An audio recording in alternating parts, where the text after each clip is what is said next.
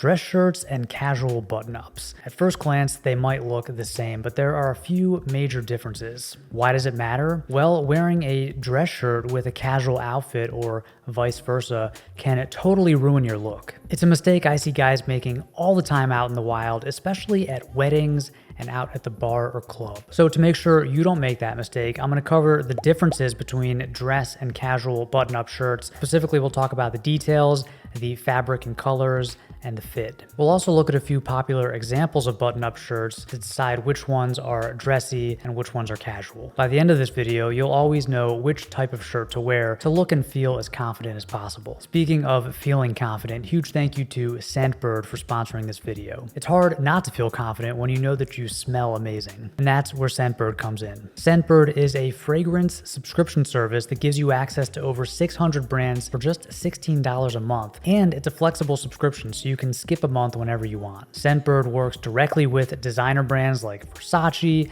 and indie labels like Vince Camuto and The Harmonist, so all of their products are 100% authentic. Plus, if you're like me and you know nothing about fragrances, you can take Scentbird's 30-second quiz to find your next favorite cologne. And this is great because a bottle of good cologne can cost anywhere from $100 to $500 or even more, and if you don't like it, you've just wasted all that money. I know you have at least one half-empty bottle of cologne collecting dust in the medicine cabinet. I have like 5 of them right now. But with Scentbird, you get a 30-day supply of each fragrance, so you can try them out before committing to a whole bottle. Or you can just keep getting new ones each month. You can even upgrade to receive 2 or 3 products a month if you'd like. This month, I received Bentley Silver Lake, Dolce & Gabbana Light Blue Pour Homme, and Confessions of a Rebel. Well, you can see the name. My favorite of the 3 is Bentley Silver Lake. It's an aromatic, spicy fragrance with top notes of lemon and mint and base notes of white musk and amberwood. Frankly, I have no idea what any of that means, but to me, Silver Lake smells really good. It smells premium and fresh, like a crisp white cotton dress shirt on a warm summer day. I would have never gone out and just bought this from a department store, but I'm glad that I discovered it because I'm really enjoying it. Scentbird is available in the US and Canada, and you can use my code TMM55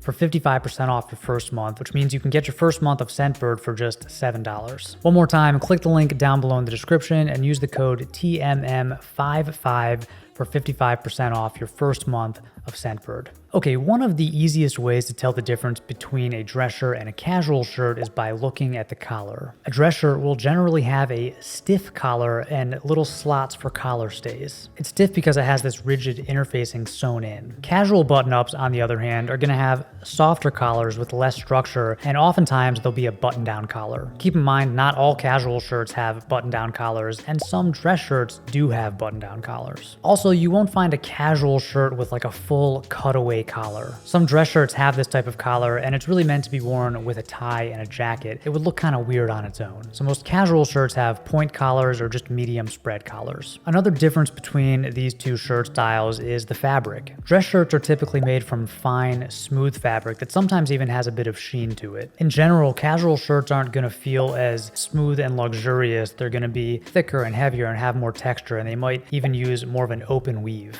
And actually paying attention to fabrics is a good way to add some interest to your dress shirt. So instead of like a plain poplin weave, you can go with a herringbone weave for just a little bit more visual interest and appeal. And if you find that your casual shirts feel too dressy, try going with a more casual fabric like a thick, sturdy Oxford cotton or a flannel or brushed cotton. Another difference between casual and dressy shirts is the color. The most common dress shirt colors are white and light blue. These are your classic options, and white is your go-to. It's the most standard and formal color for a dress shirt. Of course, you can add different colors like a light, subtle pink or yellow, but you want to stay away from bold, bright, saturated colors and bold patterns when you're wearing a dress shirt. You might be tempted to wear a dark colored dress shirt like gray or charcoal or black, but these are actually really hard to pull off. Like if you're going to a wedding or even a black tie event or a funeral, you don't really want to wear a black dress shirt with a dark colored suit. If you do this, you run the risk of looking more like a server than a guest. A black dress shirt can look good with like a light gray suit, but that's a bit of an advanced look, and if you're wearing a dark color suit like navy or charcoal or black, I would just stick with a white shirt. Casual shirts though, you can experiment with all kinds of different colors and patterns. For example, a plaid flannel shirt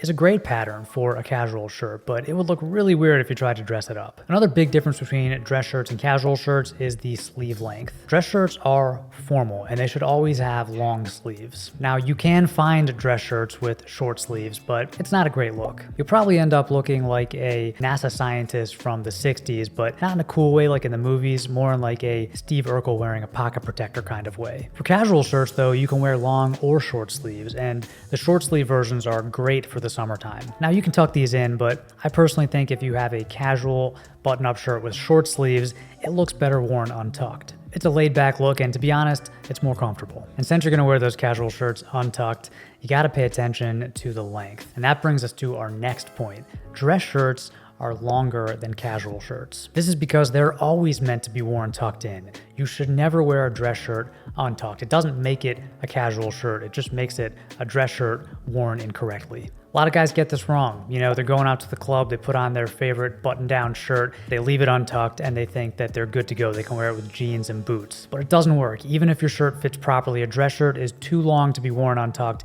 and the hem has a different shape. You definitely don't want to wear your button-up shirts untucked with a sport coat or jacket. That's one of the worst looks. Now, if you're not sure if your shirt is casual or dressy, pay attention to the length. If it goes past the bottom of your fly, probably a dress shirt. If it has a curved hem, like these deep wings on the sides and the back, probably a dress shirt. Casual shirts, on the other hand, have either a straight or a slightly curved hem, and they're shorter in length. They're gonna stop somewhere around mid-fly. Nowadays, a lot of brands are selling button-up shirts in hybrid lengths, so shirts that can be worn tucked in or untucked. These are great for business casual settings, and it's a good way to get more mileage out of your button-up shirts. But keep in mind, the hybrid length isn't necessarily the best of both worlds. I find that a lot of my shirts that are a hybrid length are actually a little bit too long to be worn untucked, but a little too short to stay tucked in all day. So if you're very picky about how your clothes fit, you might want to stay away from these hybrid shirts and just have two different types of shirts in your closet, dressy and casual.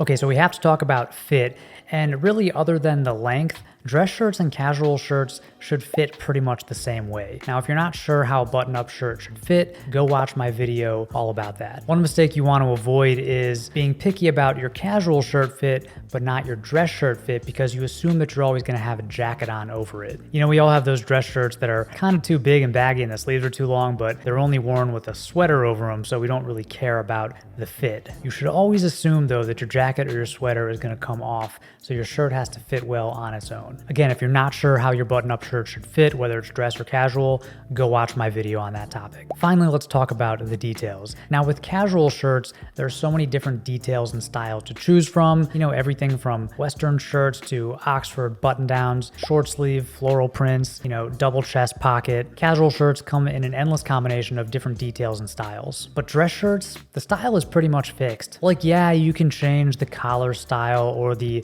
material that the buttons are made from. Maybe you can add a chest pocket if you want one. You can go with French cuffs instead of regular barrel cuffs. But these are small details, and most dress shirts pretty much look the same. The main thing that sets one apart from the next is the color. So if a shirt has a bunch of extra details like a double chest pocket, it's not a dress shirt. That is a casual button-up. Okay, so let's take what we learned here and look at a few examples. First up, here is your classic white dress shirt. This is made from a fine, tightly woven poplin cotton fabric. It's plain white in color, it's got a structured collar, and it's just your basic go-to workhorse dress shirt. Next up, we have the Dwight Schrute dress shirt. This is your short sleeve dress shirt in somewhat of a bold color, and it's worn tucked in, but to be honest, I'm just showing you this as an example of what not to do. The short sleeves and the color make this not appropriate for a dressy situation. You wouldn't want to wear a jacket over this shirt, definitely wouldn't want to wear a tie with it, so yeah, don't be like Dwight. Next up, we have your summertime floral print button-up shirt. The print, the structure of the collar, and the short sleeves make this a casual shirt. It also has just a slightly curved hem, the length it's clearly meant to be worn untucked. This is a great shirt to have in your closet, especially if you live somewhere that has a hot spring and summer. Next up, here's a casual Oxford cloth button-down. This is an essential shirt for guys, it's your classic OCBD, and this is a casual shirt mostly because of the hem length. So this shirt's meant to be worn untucked. It's got a shorter length, gradually curved hem. It doesn't have a lot of extra length in the back, so it wouldn't even stay tucked in even if you tried. And finally, here is a more formal OCBD. It's very similar, but this one can actually be dressed up. It has a more structured collar, a slightly finer Oxford fabric, and a swooping hem, and it's a little bit longer. Now, this shirt wouldn't be your first choice if you were going to suit up and go to like a job interview or a wedding,